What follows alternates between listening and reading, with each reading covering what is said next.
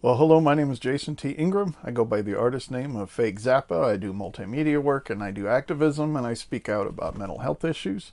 And this series I've been doing since young Sheldon has been on the air. And I talk about my love for the Big Bang Theory and all things Sheldon, especially young Sheldon. And season 3 is quite an advancement. And I'm not talking about just their new intro where they got the whole family taking the cow pose, the famous I am so mighty and majestic next to the Texas cow thing, which is fun. And if they haven't touched on mental illness in season 1 enough and season 2 enough with Dr. Sturgis, they've really nailed it in season 3 right off the bat. They're talking about it. They're talking about how, and this is something I've noticed too, is living with mental illness and having very obvious, issues that some people think are character flaws or whatever, and they can't figure it out. They don't really realize a mentally ill person is suffering. They just think they're annoying. It's something I noticed in the Big Bang Theory is that each season you seem to have more character development with Sheldon. And they seem to show more about how much he suffers and not so much about how he makes everybody else suffer. And in fact, the whole series of the Big Bang Theory seems to end with that whole theme of Sheldon's making everybody miserable. And then the conclusion is, yeah, he's crazy and we love him. And there are some things where he does seem to change a little bit. And this is something that people like to portray mental illness in the media. For instance, I think it was Nim's Island or something where this gal had this Perel hand sanitizer obsession, and she was traveling, and at the end she ditches her hand sanitizer, basically saying that if somebody is germ conscious or has a germ phobia, they can always overcome it, which is true sometimes and not always true, and that not isn't necessarily the goal of someone's life. The goal of someone's life is to be happy and not to live normal lives, but to live fulfilled lives and empowered lives. And I think Adrian Monk is a good mentally ill character because they portray him as somebody who's not psychopathic and all this kind of stuff. Although they do portray mentally ill folks often as gifted people, because if you're disabled and you're not gifted, then there's not as much of a chance for you to be empowered or to really have a place in this world, which I think is sad. And I covered that a bit when I was started this series back in 2017. So anyways, when it comes to this thing about you can be cured at the end of the movie or the end of the show, you're just like everybody else kind of a thing. Yeah, that doesn't always happen, but there's hints of that in this show. And one of those where he shakes Dr. Sturgis's hand without his mitten. He usually likes to hold hands when they pray at the dinner table. He's got these mittens. They never show him washing those mittens, though. I bet they're really germy. And then another thing is that they really do show how they cope with his crazy. And one of the things that mentally ill people like is consistency, because this is a scary world for low functioning people. And having security and having, for instance, like the same guy that does your haircuts, and to the point of, when adult Sheldon believed that there were barber's records, like doctor's records. And of course they were, leading them on. And that's something I don't like about mentally ill people and how they're treated. And I'm treated like this very often. That instead of somebody just saying, I'd rather we not get into the haircut records thing, and I'm sorry, but we're just not going to do that. Instead, they will lie to people and say, oh, haircut records, sure, we'll do that.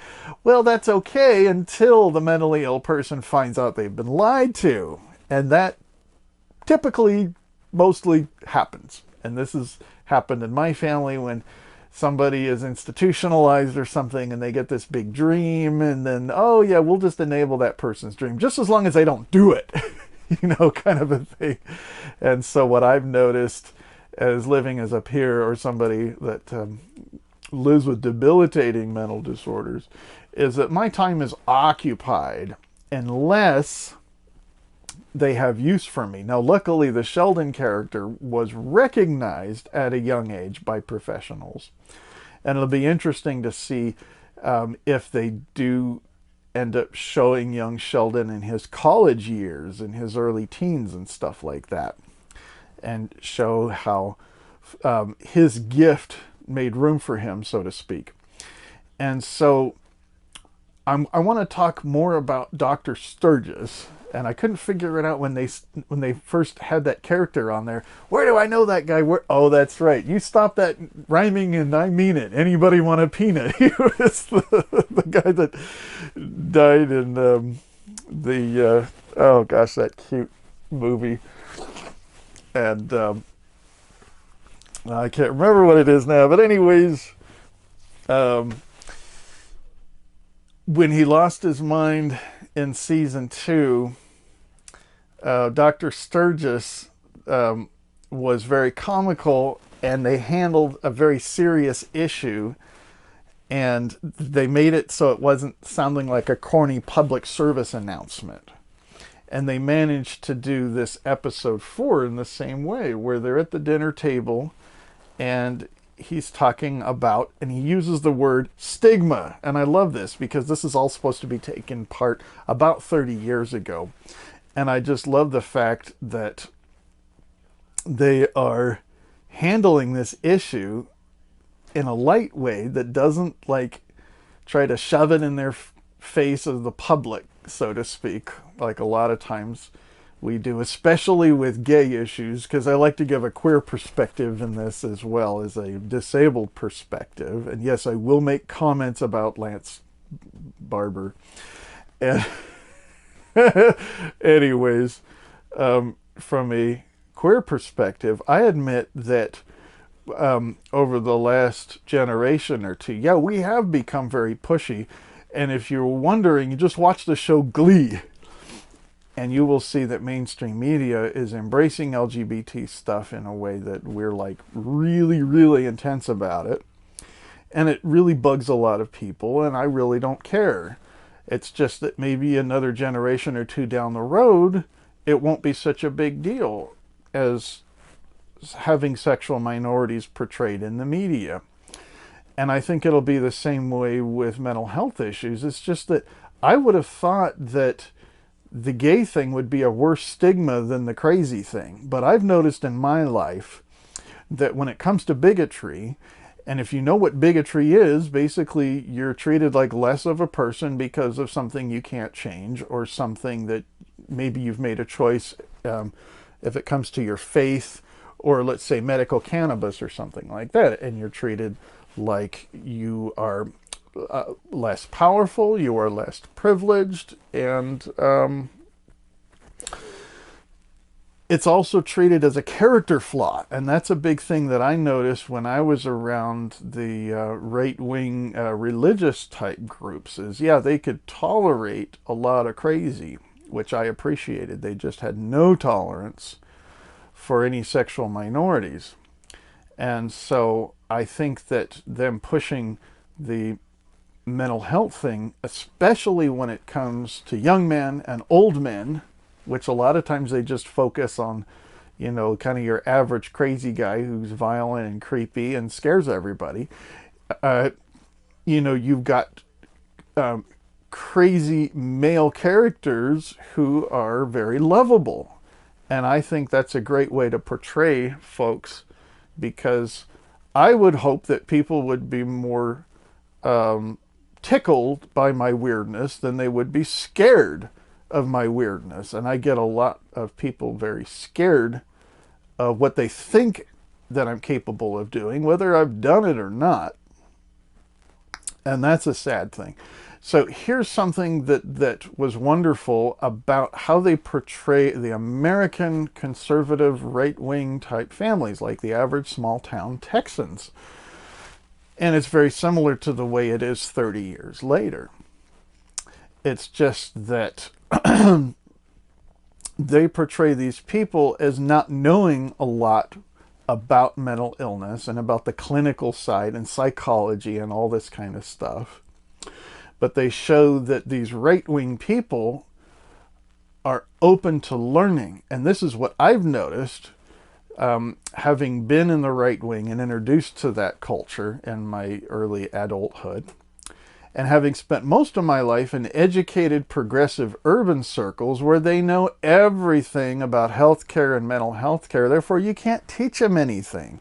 And they know a clinical perspective, which is very unrealistic when it comes to reality.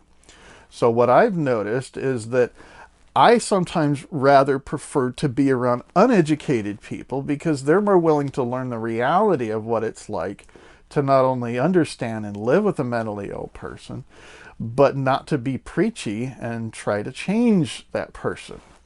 And so I see there's a lot of acceptance there too. And what I liked is you got this sort of personification in Mary Cooper of the kind of American religious right wing, and then you got sort of more of the secular right wing, the sort of the beer drinking football Texan guy in George Cooper. And it was great that they had an episode here recently where they're at the dinner table and they're like, okay, don't bring up the thing about the mental hospital. And of course, Dr. Sturgis brings it up right away. And, you know, John is like trying to break the silence and everything. And then they ask, I love the questions that they asked because most of them were really sincere. And they're the questions I wish people would ask me, which I thought was really cool. Most of the time people ask questions like the stuff that Georgie asks, like about, you know, violence, like, you know, Jack Nicholson's character in The Shining. And he finally got around to asking that. But I've had people, when I've come out to them with my illness, it's so sad that often their questions have to do with one. Okay, my first question is about violence. Okay, how do I deal with this? I will answer that question. I just would rather you ask another question that has to do with more like, Jason, how much do you suffer? Which is usually something I never get asked unless it's from a peer, unless it's from somebody else who's at my functioning level. Because for some reason it just doesn't occur to people because they feel like crazy people are making everybody suffer. That it just, I think that's sort of a